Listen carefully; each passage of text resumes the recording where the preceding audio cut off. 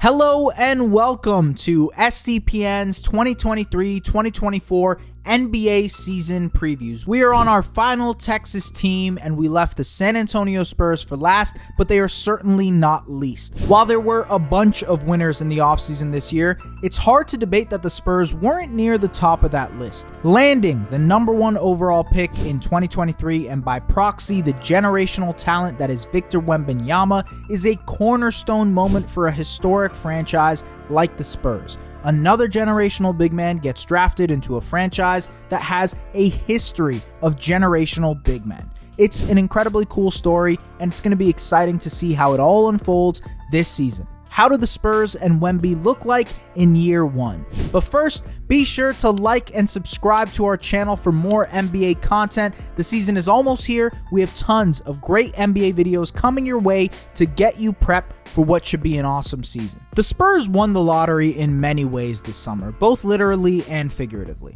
They literally won it by landing the #1 overall pick, and figuratively won it because they got the top prize of the offseason, the rookie everyone is clamoring over, Victor Wembanyama. It's hard not to be enamored with Wembanyama as a prospect, and it's also hard not to like his fit in San Antonio almost immediately. The Spurs have been looking for their new cornerstone of the franchise ever since the departure of Kawhi Leonard, and in Wemby, they officially have something that they can build around. And it's not just something. Wemby is, by all accounts, one of the most hyped prospects in NBA history, and is probably the best draft prospect since LeBron. That's a lot of expectations landing on a teenager from France, but Wemby is incredibly mature and wise for his age, and I think he's going to be able to handle it better than most. Even in the Summer League, he showed off his poise, struggling in game 1, hearing the noise, but then coming out and dominating in his second game. So the question is now, and I guess for everybody who's wondering at home watching this, what is Wemby exactly going to look like in year 1?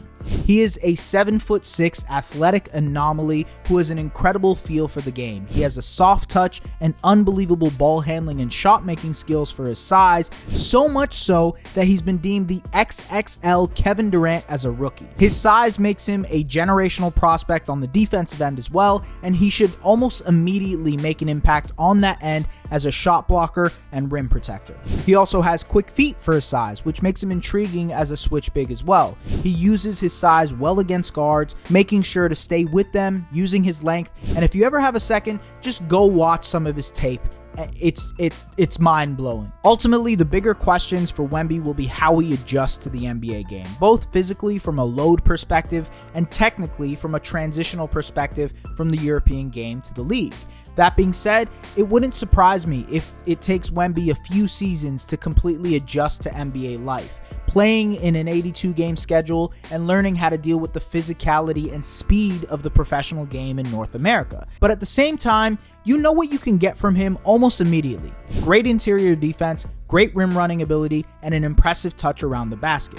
If the outside shooting can translate and if his off the dribble game can grow, then you're looking at a perennial superstar. But at the bare bones surface level, you're looking at a defensive machine, and I think a lot of that will apply even as a rookie. Another big question heading into year 1 for Wemby is what approach the Spurs take in developing him. They've already shown that they're trying to take things slow, only playing him in 2 Summer League games and holding him out of the FIBA World Cup for France. But what does that look like as a rookie?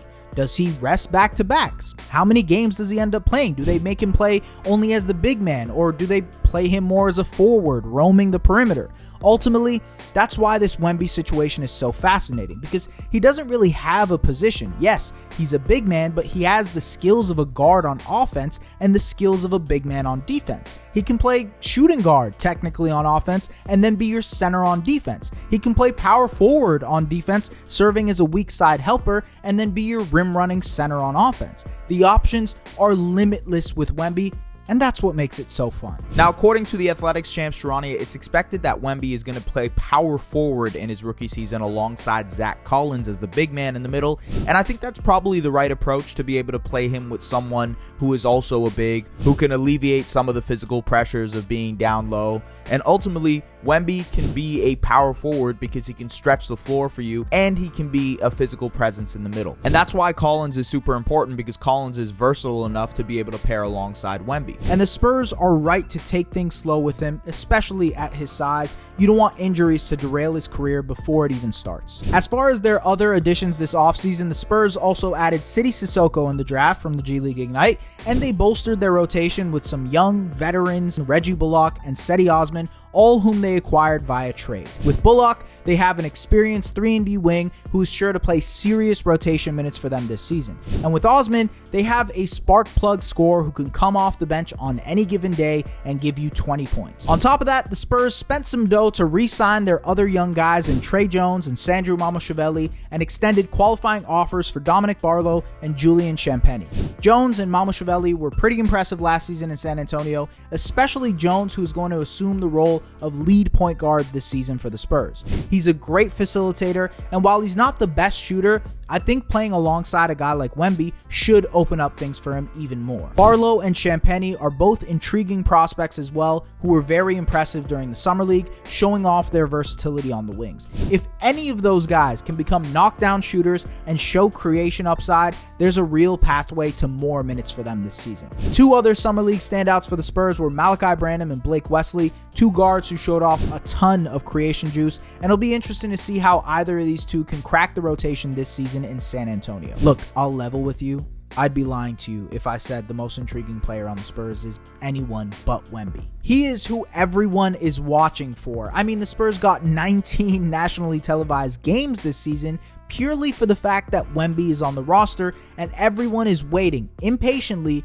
to see how he does. It's a lot of pressure to put on him, but it comes with the territory. And for the sake of making things a little bit more interesting for this video, I'm going to say the most intriguing player outside of Wemby is Devin Vassell. Vassell took a leap last year as a scorer and shooter, and I think paired with Wemby, he can take an even bigger step in his career.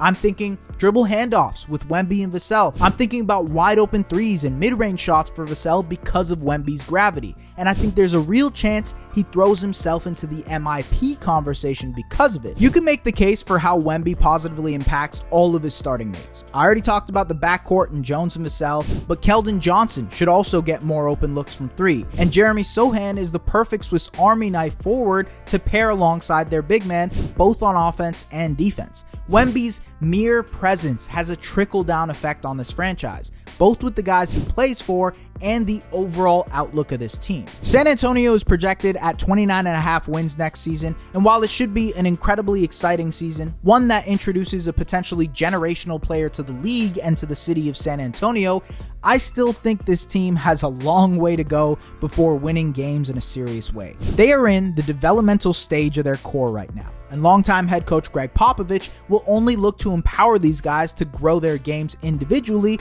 and as a collective, regardless of the result on the scoreboard. That should be the main goal this season. One, making sure Wemby is healthy and easing into things, and two, making sure that this group grows together. The Spurs are well positioned for their future with added draft capital, a generational prospect in Wemby, and tons of interesting young pieces around him to jumpstart their rebuild in a serious way. Now it's just about seeing how it all unfolds. But what do you think? How will the Spurs look next season, and can Wemby seriously win Rookie of the Year? Let us know in the comments, and as always, don't forget to like and subscribe to our channel. We'll see you guys next time.